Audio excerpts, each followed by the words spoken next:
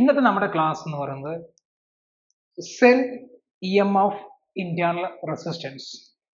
Cell എന്താണ്, E M F എന്താണ്, internal resistance എന്താണ്, ഈ മൂന്ന് കാര്യങ്ങളെ പറ്റിയാണ് നമ്മൾ ഇന്ന് ഈ ഒരു വീഡിയോയിൽ ഡിസ്കസ് ചെയ്യുന്നത്. ആക്ച്വലി ഫസ്റ്റ് സെല്ല് നമ്മൾ ചെറിയ ക്ലാസ്സുകളിൽ പഠിച്ചിട്ടുണ്ട്. സെല്ല് എന്താണ് എന്ന് നമ്മൾ വ്യക്തമായി ചെറിയ ക്ലാസ്സിൽ പഠിച്ചിട്ടുണ്ട്. അതിന്റെ മുന്നേ ബാറ്ററി എന്ന് പറഞ്ഞാൽ എന്താണ് ബാറ്ററി എന്ന് പറഞ്ഞാൽ നമുക്കറിയാം. ബാറ്ററി എന്ന് നമുക്ക് പറയാം അല്ലെ, ബാറ്ററി എന്ന് പറയാം. ബാറ്ററി എന്ന് പറഞ്ഞാൽ കുറേ സെല്ലുകൾ കൂടി ചേർന്നാണ് ബാറ്ററി എന്ന് പറയുന്നത്. കുറേ സെല്ലുകൾ കൂടി ചേരുമ്പോൾ എന്തുണ്ടാവും? ബാറ്ററി ഉണ്ടാവും. എന്താണ് സെല്ല് എന്ന് പറയുന്നത്? സെല്ല് എന്ന് പറയുന്നത് ഡെഫിനിഷൻ നമുക്ക് ഇങ്ങനെയാണ്. സെല്ലിന്റെ ഡെഫിനിഷൻ നമുക്ക് ഇങ്ങനെ പറയാം. An electric cell is a source of electrical energy which maintains a continuous flow of charge in a circuit. ഒരു സർക്യൂട്ട് പ്രവർത്തിക്കണമെങ്കിൽ ആ സർക്യൂട്ടിൽ ചാർജ് വേണം അല്ലെ? ഏത് സർക്യൂട്ട് എടുത്താലും സർക്യൂട്ട് പ്രവർത്തിക്കണമെങ്കിൽ ആ സർക്യൂട്ടിൽ ചാർജ് വേണം. എന്ന് വെച്ചാൽ ചാർജ് എന്ന് പറഞ്ഞാൽ നമുക്കിവിടെ എന്താണ്? കറന്റ്, ഇലക്ട്രോൺ ആണ് കറന്റ് എന്ന് പറയാം. അപ്പോ ഒരു സർക്യൂട്ടിൽ കണ്ടിന്യൂസ് ആയി ചാർജ് മെയിൻറ്റെയിൻ ചെയ്യുന്നതിനെയാണ് എന്ത് പറയുന്നത്? സെൽ എന്ന് പറയുന്നത്. ഒരു സർക്യൂട്ട് എടുത്ത് ആ സർക്യൂട്ടിൽ കണ്ടിന്യൂസ് ആയിട്ട് എന്ത് പ്രൊവൈഡ് ചെയ്യുന്നുണ്ട്? കറന്റ് പ്രൊവൈഡ് ചെയ്യുന്നുണ്ട്. ആ കറന്റ് പ്രൊവൈഡ് ചെയ്യുന്ന എക്വിപ്മെന്റ് ആണ് എന്ത് പറയുന്നത്? സെൽ എന്ന് പറയുന്നത്. നമുക്കറിയാം, ഒരു ക്ലോക്ക് എടുത്തു കഴിഞ്ഞാൽ ആ ക്ലോക്കിൽ ഒരു സെല്ലുണ്ട് അല്ലെ? ആ ക്ലോക്ക് കണ്ടിന്യൂസ് ആയിട്ട് പ്രവർത്തിക്കാൻ വേണ്ടി ആ സെൽ എന്ന് പറയുന്നത് എന്ത് ചെയ്യുന്നത്? Current flow ചെയ്തുകൊണ്ടേയിരിക്കുന്നുണ്ട്.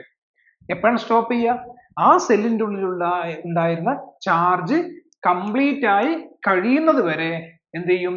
ഈ കറണ്ട് അല്ലെങ്കിൽ ഈ ചാർജ് ഫ്ലോ എന്ന് പറയുന്നത് എന്ത് ചെയ്യും? കണ്ടിന്യൂസ് ആയിട്ട് പ്രൊവൈഡ് ചെയ്തുകൊണ്ടേയിരിക്കും. ഒരു തരത്തിലുള്ള ഏറ്റക്കുറച്ചിലുകളോ ഒരു തരത്തിലുള്ള ലോസിങ്ങോ ഒന്നും സംഭവിക്കില്ല. ഓക്കെ, അപ്പോ ഒരു കറന്റ്, ഒരു സർക്യൂട്ട് എടുക്കുകയാണെങ്കിൽ ആ സർക്യൂട്ടിൽ എന്ത് കണ്ടിന്യൂസ് ചെയ്യുന്നു?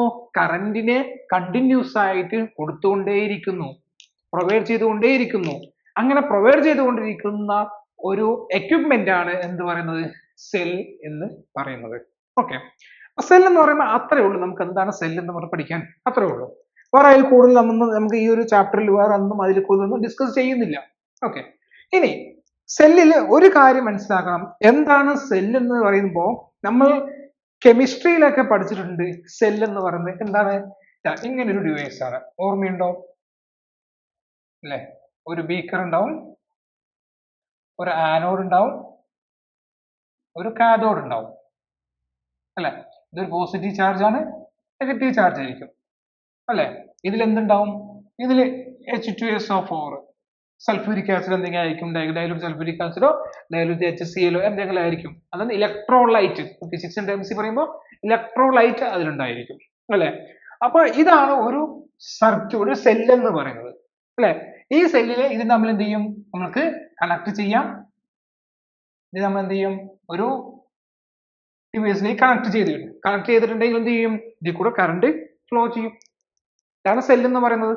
ഓക്കെ, അപ്പൊ സെൽ എന്ന് പറയുന്നത് എന്താണ്? ഒരു സർക്യൂട്ടിൽ കണ്ടിന്യൂസ് ആയിട്ട് ചാർജ് പ്രൊവൈഡ് ചെയ്യുന്നുണ്ട് എങ്കിൽ ആ ഡിവൈസിന് എന്ത് പറയാം? നമുക്ക് സെൽ എന്ന് പറയാം. ഓക്കെ, ക്ലിയർ ആയി? സെൽ എന്ന് പറയുന്നത് അത്രേ ഉള്ളൂ. അപ്പൊ സെല്ലിന് പറയുന്നത് നമുക്ക് അത്രേ ഉള്ളത് മനസ്സിലായി. സെല്ലിന്റെ ഒരു സ്ട്രക്ചർ നമ്മൾ എഴുതിയിട്ടുണ്ട്. പോസിറ്റീവ് ചാർജ്, നെഗറ്റീവ് ചാർജ്, ആനോഡാണ് കാഥോഡാണ് നമുക്ക് എഴുതിയിട്ടുണ്ട്. ഓക്കെ, ഇത് ഇലക്ട്രോലൈറ്റ് ആണ് നമുക്കറിയാം. ഇനി EMF. നെക്സ്റ്റ് നമുക്ക് ഇനി പഠിക്കാനുള്ളത് എന്താണ്? EMF എന്ന് പറഞ്ഞാൽ എന്താണ്? Electromotive force. അതാണ് EMF എന്ന് പറയുന്നത്. ഇലക്ട്രോമോട്ടീവ് ഫോഴ്സ് എന്നാണ് EMFന്റെ ഫുൾ ഫോം. അപ്പൊ എന്താണ് EMF എന്ന് പറയുന്നത്? EMF എന്ന് പറയുന്നത് സിമ്പിൾ കൺസെപ്റ്റ് ആണ്. EMF എന്ന് പറയുന്നത്, ഇപ്പോ ഇതാണ് ഒരു സെൽ എന്ന് വിചാരിക്കുക. നമ്മൾ എടുത്തിരിക്കുന്ന സെല്ല് എടുത്തിട്ടുണ്ട്. ഈ സെല്ലിൽ ഞാൻ പറഞ്ഞു, ഈ റോഡ് എടുക്കുകയാണെങ്കിൽ ആ റോഡിൽ എന്തുണ്ട്? പോസിറ്റീവ് ചാർജുകൾ ഉണ്ട്. ഈ റോഡിൽ എന്തുണ്ട്? നെഗറ്റീവ് ചാർജ് ഉണ്ട്. ഓക്കെ, നമുക്ക് വേണ്ടത് കോപ്പർ എടുക്കാം, നമുക്ക് വേണ്ടത് സിങ്ക് എടുക്കാം. നമ്മൾ അതിലേക്കൊന്നും പോകുന്നില്ല. അങ്ങനെ കൺഫ്യൂഷൻ ഒന്നും ആക്കേണ്ട ആവശ്യമില്ല. അതൊക്കെ നിങ്ങൾ കെമിസ്ട്രിയിൽ പഠിച്ചോട്ടെ. കോപ്പർ, സിങ്ക് എന്നൊക്കെ പറഞ്ഞ് കെമിസ്ട്രി പഠിച്ചോളൂ. ഇതിലേക്ക് വരുമ്പോൾ ഇത് കോപ്പർ ആണ്, സിങ്ക് ആണ് എന്ന് മനസ്സിലാക്കി വെക്കുക. അപ്പൊ നമുക്ക് പോസിറ്റീവ് ചാർജും നെഗറ്റീവ് ചാർജ് ആണ് എന്ന് മനസ്സിലാക്കി വെക്കുക. ഓക്കെ, ഇനി എപ്പോഴാണോ ഈ സെല്ല്, ഞാൻ ഇപ്പൊ വരച്ചിരിക്കുന്ന സെല്ല് ശ്രദ്ധിച്ചാൽ മതി, ഇത് ഇവിടെ ക്ലോസ്ഡ് ആണ് അല്ലെ, ഇവിടെ ക്ലോസ്ഡ് ആണ്. ഇവിടെ ക്ലോസ്ഡ് ആയതുകൊണ്ട് തന്നെ എന്ത് സംഭവിക്കും, ഇവിടെ ഈ സർക്യൂട്ടിലൂടെ എന്ത് സംഭവം, കറന്റ് ഫ്ലോ ചെയ്യും, സർക്യൂട്ടിൽ കറന്റ് ഫ്ലോ ചെയ്യും. അപ്പൊ എപ്പോഴാണോ ഈ സർക്യൂട്ട് ഓപ്പൺ സർക്യൂട്ട് ആവുന്നത് എന്ന് വെച്ചാൽ അവിടെ കണക്ഷൻ ഇല്ല. എപ്പോഴാണോ ഈ സർക്യൂട്ട് ഓപ്പൺ സർക്യൂട്ട് ആകുന്നത്, അവിടെ കണക്ഷൻ ഇല്ല, ഓപ്പൺ ആണത്, അത് തമ്മിൽ കണക്ട് ചെയ്തിട്ടില്ല. അങ്ങനെ ഓപ്പൺ സർക്യൂട്ട് ആവുന്ന സമയത്ത് ഈ രണ്ട് കാഥോഡിലും ആനോഡിലും പോസിറ്റീവ് ചാർജും ഈ നെഗറ്റീവ് ചാർജും കടയിൽ ഇവിടെ ഉണ്ടാകുന്ന പൊട്ടൻഷ്യൽ ഡിഫറൻസിനെയാണ് എന്ത് പറയുന്നത്, EMF എന്നുകൊണ്ട് അർത്ഥമാക്കുന്നത്. അപ്പോ ഇവിടെ ചാർജ് ഉണ്ട്, നെഗറ്റീവ് ചാർജ് ഉണ്ട്, ഇവിടെ പോസിറ്റീവ് ചാർജ് ഉണ്ട്. ഇവിടെ നെഗറ്റീവ് ചാർജ് കൂടുതലുണ്ട് എങ്കിൽ അവിടെ ഒരു പൊട്ടൻഷ്യൽ ഉണ്ടായിരിക്കും, ഇവിടെ പോസിറ്റീവ് ചാർജ് കൂടുതലുണ്ടെങ്കിൽ അവിടെയും ഒരു പൊട്ടൻഷ്യൽ ഉണ്ടായിരിക്കും അല്ലെ. അപ്പോൾ ഈ രണ്ട് റോഡിന്റെയും എൻഡുകളിൽ ഓപ്പൺ സർക്യൂട്ട് സമയത്ത് ഈ രണ്ട് റോഡിന്റെയും എൻഡുകളിൽ ഉണ്ടാവുന്ന പൊട്ടൻഷ്യൽ ഡിഫറൻസിനെയാണ് എന്ത് പറയുന്നത്, EMF എന്നുകൊണ്ട് അർത്ഥമാക്കുന്നത്. ഓക്കെ, അപ്പൊ എന്താണ് EMF എന്ന് പറയുന്നത്, രണ്ട് ഓപ്പൺ സർക്യൂട്ടുകളിൽ ഓപ്പൺ സർക്യൂട്ട് കൺസിഡർ ചെയ്യുകയാണെങ്കിൽ ആ രണ്ട് റോഡുകൾക്കിടയിൽ ഉണ്ടാവുന്ന പൊട്ടൻഷ്യൽ ഡിഫറൻസിനെയാണ് എന്ത് പറയുന്നത്, EMF എന്നുകൊണ്ട് അർത്ഥമാക്കുന്നത്. ക്ലിയർ ആയിരുന്നു? അതിന്റെ സ്റ്റേറ്റ്മെന്റ് കൂടി ഒന്ന് പഠിക്കണം. ഓക്കെ, സ്റ്റേറ്റ്മെന്റ് എന്ന് പറയുന്നത് ഇതാണ്. അതിന്റെ സ്റ്റേറ്റ്മെന്റ് എന്ന് പറയുന്നത് ഇവിടെ നോക്കിക്കോളൂ, EMF is the potential difference between the positive and negative electrodes in an open circuit when no current flow through the cell. ശ്രദ്ധിച്ച് മനസ്സിലാക്കേണ്ട കാര്യം എന്ന് പറയുന്നത്, ഇവിടെ an open circuit എന്ന് പറഞ്ഞിട്ടുണ്ട്. ഒരു EMF കാൽക്കുലേറ്റ് ചെയ്യുമ്പോൾ അവിടെ എന്തായിരിക്കണം, ആ സെല്ല് ഓപ്പൺ സർക്യൂട്ട് ആയിരിക്കണം. എന്ന് വെച്ചാൽ ആ സർക്യൂട്ടിലൂടെ കറന്റ് ഫ്ലോ ചെയ്യാൻ പറ്റില്ല, കറന്റ് ഫ്ലോ ചെയ്യാൻ പാടില്ല. അങ്ങനെയുള്ള സെല്ലുകളിൽ, അങ്ങനെയുള്ള കണ്ടീഷനുകളിൽ ആ രണ്ട് റോഡുകൾക്കിടയിൽ ഉണ്ടാവുന്ന പൊട്ടൻഷ്യൽ ഡിഫറൻസിനെയാണ് എന്ത് പറയുന്നത്, EMF എന്ന് പറയുന്നത്. ഓക്കെ, EMF എന്താണെന്ന് ക്ലിയർ ആയെന്ന് വിചാരിക്കുന്നു. ഓക്കെ, അപ്പോ രണ്ട് സെല്ലുകൾക്കിടെ ഉണ്ടാവുന്ന പൊട്ടൻഷ്യൽ ഡിഫറൻസിനെയാണ് എന്ത് പറയുന്നത്, EMF എന്ന് പറയുന്നത്. ശ്രദ്ധിക്കേണ്ട കാര്യം എന്താണ്, അവിടെ സർക്യൂട്ട് എന്തായിരിക്കണം, ഓപ്പൺ സർക്യൂട്ട് ആയിരിക്കണം. ആ സർക്യൂട്ട് കറന്റ് ഫ്ലോ ചെയ്യാൻ പാടില്ല. ഓക്കെ, അപ്പൊ ആ സർക്യൂട്ടിലൂടെ എന്ത്, കറന്റ് ഫ്ലോ ചെയ്യാൻ പാടില്ല, അതാണ് അതിന്റെ കണ്ടീഷൻ. ഓക്കെ, അപ്പൊ EMF-നെ നമ്മൾ E എന്ന് ഇൻഡിക്കേറ്റ് ചെയ്യാം. E ഒന്നില്ലെങ്കിൽ E ഇങ്ങനെ എഴുതാം, അതല്ല എങ്കിൽ നമുക്ക് E ഇങ്ങനെ എഴുതാം, എപ്സിലോൺ എന്ന രീതിയിലും എഴുതാം. E എന്ന് എഴുതാം, അല്ലെങ്കിൽ എപ്സിലോൺ എഴുതാം. അപ്പൊ നമ്മൾ ഇലക്ട്രിക് ഫീൽഡിലേക്ക് E പഠിച്ചത് കൊണ്ട് ഞാൻ ഈ ആ രണ്ട് മൂന്ന് കൺഫ്യൂഷൻ ആവേണ്ട ആവശ്യമില്ല. അപ്പൊ ഞാൻ എപ്സിലോൺ ആണ് ഞാൻ ഉദ്ദേശിക്കുന്നത്. ഓക്കെ, അപ്പൊ EMF, അപ്പൊ എപ്സിലോൺ EMF എന്ന് പറയുന്നത് E ആണ്. എപ്സിലോൺ EMF എന്ന് പറയുന്നത് എന്താണ്, രണ്ട് പൊട്ടൻഷ്യൽ ഡിഫറൻസ് ആണ് EMF എന്ന് പറയുന്നത്. അപ്പോ ഇവിടെ നോക്കിക്കോളൂ, ഇവിടെ പോസിറ്റീവ് ടെർമിനൽ ഉണ്ട്, അല്ലെങ്കിൽ പോസിറ്റീവ് റോഡ് ഉണ്ട്, ഇവിടെ നെഗറ്റീവ് റോഡ് ഉണ്ട്. ഓക്കെ, അപ്പോ ഇവിടെ ഉണ്ടാവുന്ന പൊട്ടൻഷ്യൽ നമുക്ക് എങ്ങനെ പറയാം, V പ്ലസ് എന്ന് പറയാം. ഇവിടെ ഉണ്ടാവുന്ന പൊട്ടൻഷ്യൽ V മൈനസ് എന്ന് പറയാം. ഓക്കെ, അപ്പൊ എങ്ങനെ ഇവിടെ ഉണ്ടാവുന്ന പൊട്ടൻഷ്യൽ, ഇതിൽ ഈ റോഡ് ഉണ്ടാവുന്ന പൊട്ടൻഷ്യൽ എന്താണ്, V പ്ലസ് എന്ന് പറയാം. ഇവിടെ ഉണ്ടാവുന്ന പൊട്ടൻഷ്യൽ എന്താണ്, V മൈനസ് എന്ന് എടുക്കാം. അപ്പോ EMF എന്ന് പറയുന്ന പൊട്ടൻഷ്യൽ ഡിഫറൻസ് ആണ്. അപ്പൊ നമുക്ക് എങ്ങനെ എഴുതാം, V plus minus of minus V minus എഴുതിക്കോളെ. എന്തുകൊണ്ട് അവിടെ മൈനസ് എടുത്തത് അല്ലെ? ഇവിടെ മൈനസ് എടുക്കാനുള്ള കാരണം എന്താ, നെഗറ്റീവ് ആണ്, നെഗറ്റീവ് പൊട്ടൻഷ്യൽ ആണ് എന്ന് കാണിക്കാനാണ് എന്ത് അവിടെ ഈ മൈനസ് എടുക്കുക. ഓക്കെ, ഇനി നമുക്ക് എങ്ങനെ എഴുതാം, V plus plus V minus, അതാണ് EMF എന്ന് പറയുന്നത്. ഓക്കെ, ഇനി നമുക്ക് ചെറിയൊരു ഡെറിവേഷൻ ഉണ്ട്, ഡെറിവേഷനിലേക്ക് കിടക്കാം. എന്ന് നോക്കിക്കോളൂ, V പ്ലസ് എന്ന് പറയുന്നത് എന്താണ്, V പ്ലസ് എന്ന് പറയുന്നത്, V എന്ന് പറയുന്നത് എന്താ, നമ്മളിവിടെ കറന്റിനെ പറ്റിയാണ് പഠിക്കുന്നത് അല്ലെ, അത് റെസിസ്റ്ററിനെ പറ്റിയൊക്കെ നമ്മൾ പഠിക്കാനുണ്ട്. ഓക്കെ, അപ്പോ V പ്ലസ് എന്ന് പറയുന്നത്, ഇപ്പൊ ഇവിടെ നോക്കിക്കോളൂ, ഈ സർക്യൂട്ടിലെ ഞാൻ ഇവിടെ ഒരു കണക്ഷൻ കൊടുത്തു എന്ന് വിചാരിക്കും. അപ്പൊ ഇവിടെ ഒരു റെസിസ്റ്റൻസ് ഉണ്ടായിരിക്കില്ലേ? ഒരു റെസിസ്റ്റൻസ് ഉണ്ടായിരിക്കും. ഓക്കെ, ഒരു റെസിസ്റ്റർ അവിടെ ഉണ്ടായിരിക്കും. ഒരു കണക്ഷൻ കൊടുക്കുകയാണെങ്കിൽ സർക്യൂട്ട് ക്ലോസ് സർക്യൂട്ട് ചെയ്യുകയാണെങ്കിൽ അവിടെ റെസിസ്റ്റർ ഉണ്ടായിരിക്കും.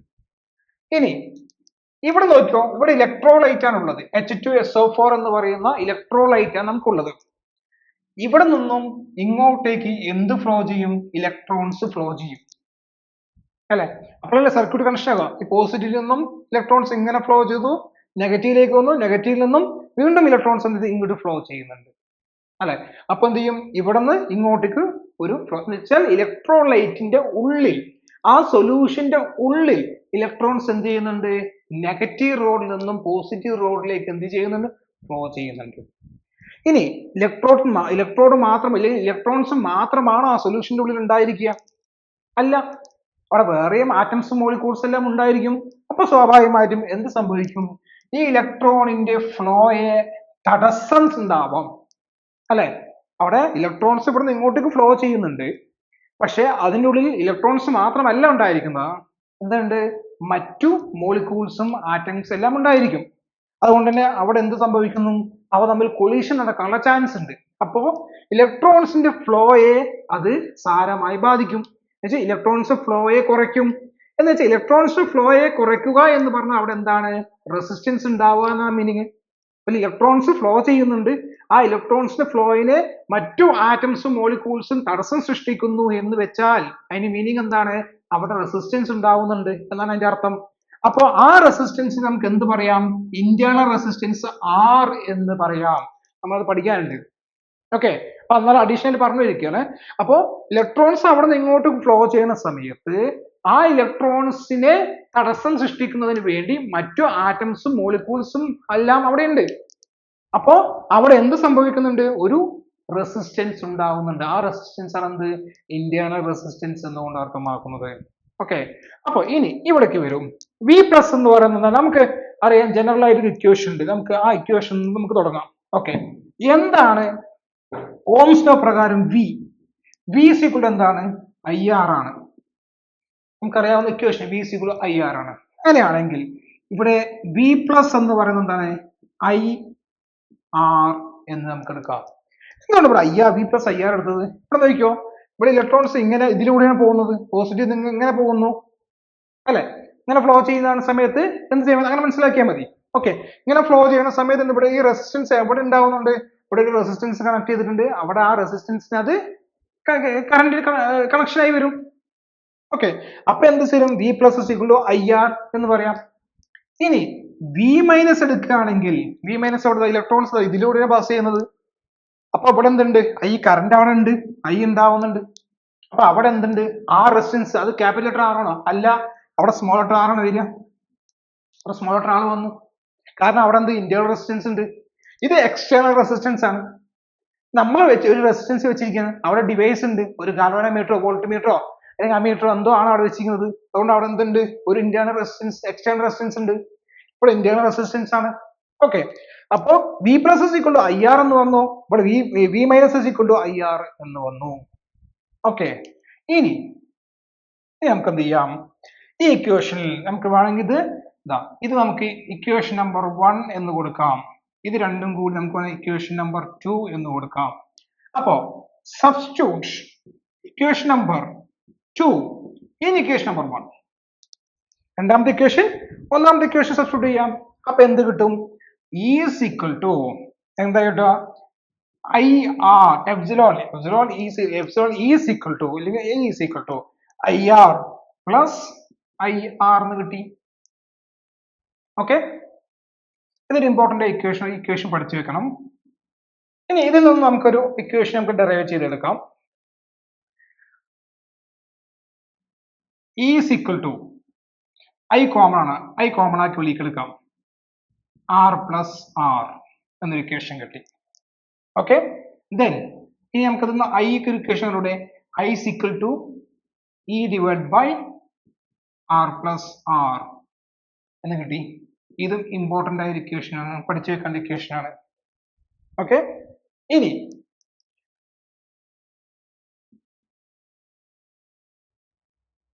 IR is equal to ഈ IR is equal to E minus IR എന്നൊരു ഇക്വേഷൻ ഉണ്ട്. അങ്ങനെ ഒരു ഇക്വേഷൻ ഉണ്ട്.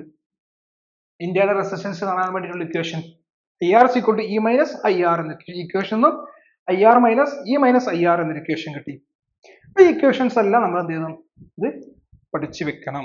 ഇതാണ് എന്ത് EMF ന്റെ കേസിൽ വരുന്ന നമ്മുടെ ഇക്വേഷൻസ്.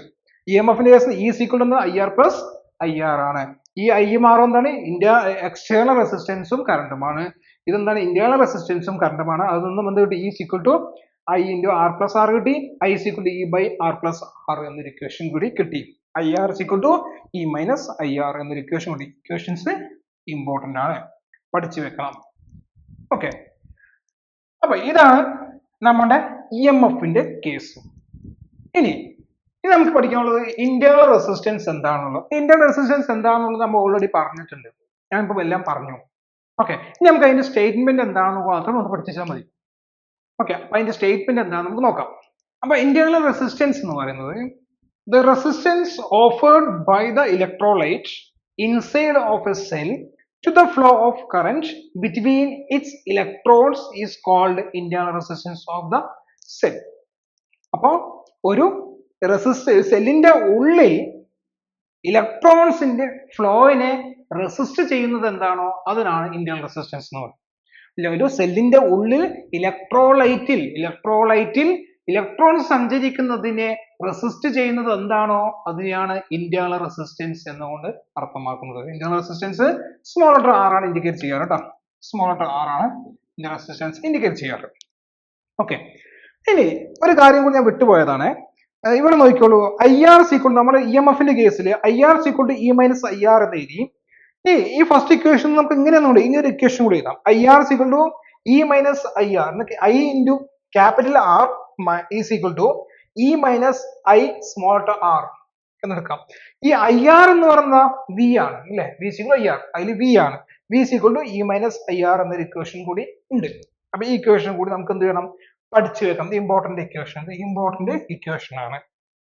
അപ്പൊ എന്താണ് സെൽ എന്ന് പറയുന്നതും എന്താണ് EMF എന്ന് പറയുന്നതും എന്താണ് ഇന്റേണൽ റെസിസ്റ്റൻസ് എന്ന് പറയുന്നതുമാണ് ഈ ഒരു വീഡിയോയിൽ നമ്മൾ ഡിസ്കസ് ചെയ്യുന്നത്. അപ്പൊ എന്താണ് സെൽ എന്ന് പറയുന്നത്, ഒരു സർക്യൂട്ട് എടുക്കുകയാണെങ്കിൽ ആ സർക്യൂട്ടിന്റെ ഉള്ളിൽ കണ്ടിന്യൂസ് ആയിട്ട് ചാർജിനെ അല്ലെങ്കിൽ ഇലക്ട്രോണിനെ അല്ലെങ്കിൽ കറണ്ടിനെ ഫ്ലോ ചെയ്യിക്കാൻ പറ്റുന്ന ഡിവൈസിനെയാണ് എന്ത് പറയുന്നത്, സെൽ എന്നുകൊണ്ട് അർത്ഥമാക്കുന്നത്. ഇന്റേണൽ റെസിസ്റ്റൻസ് എന്ന് പറയുന്നത് എന്താണ്, ഒരു സെൽ എടുക്കുകയാണെങ്കിൽ ആ സെൽ എന്താണ്, കാഥോഡ് ഉണ്ടാവും ആനോഡ് ഉണ്ടാവും, പോസിറ്റീവ് ചാർജും നെഗറ്റീവ് ചാർജും ഉണ്ടായിരിക്കും, നെഗറ്റീവ് റോഡും ഉണ്ടായിരിക്കും പോസിറ്റീവ് റോഡും ഉണ്ടായിരിക്കും. ആ രണ്ട് റോഡുകൾക്കിടയിൽ ഉണ്ടാവുന്ന പൊട്ടൻഷ്യൽ ഡിഫറൻസിനെയാണ് എപ്പോ ഓപ്പൺ സർക്യൂട്ടിൽ ഉണ്ടായിരിക്കുന്ന പൊട്ടൻഷ്യൽ ഡിഫറൻസിനെയാണ് എന്ത് പറയുന്നത്, EMF എന്ന് പറയുന്നത്. അപ്പൊ EMF കാണാനുള്ള ഇക്വേഷൻ നമ്മൾ പഠിച്ചിട്ടുണ്ട്, എന്ത് പൊട്ടൻഷ്യൽ ഡിഫറൻസ് ആണ്. അതുകൊണ്ട് തന്നെ E is equal to V plus minus V minus. എന്താണ് മൈനസ് V എടുക്കാനുള്ള കാരണം എന്താണ്, മൈനസ് V എന്താണ്, അത് നെഗറ്റീവ് ചാർജ് ആണ് എന്ന് കാണിക്കാനാണ് അവിടെ മൈനസ് സൈൻ എടുത്തിരിക്കുന്നത്. ഓക്കെ, അപ്പൊ അതിൽ നിന്ന് നമുക്ക് എന്ത് കിട്ടും, V is equal to E minus IR എന്നൊരു ഇക്വേഷൻ കിട്ടും. ഓക്കെ, ഈ ഇക്വേഷൻ പഠിച്ചു വെക്കേണ്ടതാണ്. അപ്പൊ എന്താണ് ഇന്റേണൽ റെസിസ്റ്റൻസ് എന്ന് പറയുന്നത്, ഇന്റേണൽ റെസിസ്റ്റൻസ് എന്ന് പറഞ്ഞാൽ ഇലക്ട്രോലൈറ്റ്. എന്താ ഇലക്ട്രോലൈറ്റ് എന്ന് പറയുന്നത്, ആ ഇലക്ട്രോഡ് എന്ന് പറയുന്ന റോഡിനെ, പോസിറ്റീവ് റോഡ് നെഗറ്റീവ് റോഡിനെയും മുക്കി വെച്ചിരിക്കുന്ന സൊല്യൂഷനെയാണ് ഇവിടെ നമ്മൾ എന്ത് H2SO4 അല്ലെങ്കിൽ HCl സൊല്യൂഷൻ ഒക്കെ ആയിരിക്കും യൂസ് ചെയ്യുക. ഓക്കെ, അതിനെയാണ് എന്ത് പറയുന്നത്, ഇലക്ട്രോലൈറ്റ് എന്ന് പറയുന്നത്. ഓക്കെ, ഈ ഇലക്ട്രോലൈറ്റിൽ ഇലക്ട്രോണിന്റെ ഫ്ലോയിനെ തടസ്സം നിർത്തുന്നത് എന്തെങ്കിലും ഉണ്ട് എങ്കിൽ ആറ്റംസ് ഉണ്ടാവും, മോളിക്യൂൾസ് ഉണ്ടായേക്കാം. അപ്പോൾ അവിടെ ഉണ്ടാവുന്ന റെസിസ്റ്റൻസിനെയാണ് എന്ത് പറയുന്നത്, ഇന്റേണൽ റെസിസ്റ്റൻസ് എന്നുകൊണ്ട് അർത്ഥമാക്കുന്നത്. ഓക്കെ, അപ്പൊ ക്ലിയർ ആയി എന്ന് വിചാരിക്കുന്നു. വൃത്തിയായി പഠിക്കണം ഈ വിഷയം.